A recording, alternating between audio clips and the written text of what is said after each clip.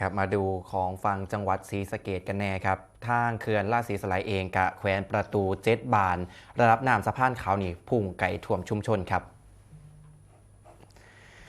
สถานการณ์น้ำที่เขื่อนราชสีสไลอำเภอราชสีสไลจังหวัดศรีสะเกษครับยังคงหนาเป็นห่วงอย่างต่อเนื่องหลังพบว่าปริมาณน้ำกักเก็บกว่า71.43 ล้านลูกบาศก์เมตรหรือว่าคิดเป็น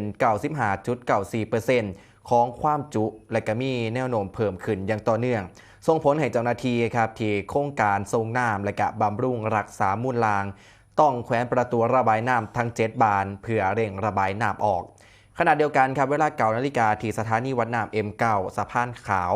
ระดับน้ำวัดได้ที่ 8.80 เมตรหากสูงถึง8 เมตรนี่สิเริ่มเข้าท่วมคุ้มน้องหมูและก็ชุมชน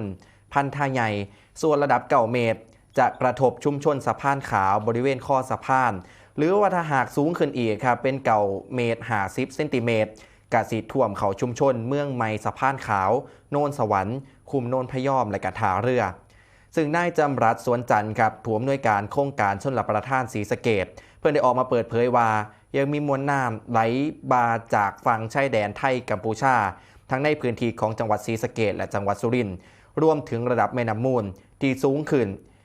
เหตุให้คาดการว่าระดับน้ำที่สถานี M9 สิเพิ่มสูงแต่ 9.10 เมตรในช่วงของวันที่5ถึงวันที่6 ตุลาคม 2568ดังนั้นครับจึงขอให้พี่น้องประชาชนในพื้นที่ลุ่มต่ำรีบขนย้ายสิ่งของขึ้นที่สูงพร้อมติดตามประกาศแจ้งเตือนสถานการณ์น้ำจากทางราชการอย่างใกล้ชิดตลอด 24 ชั่วโมงเลยครับ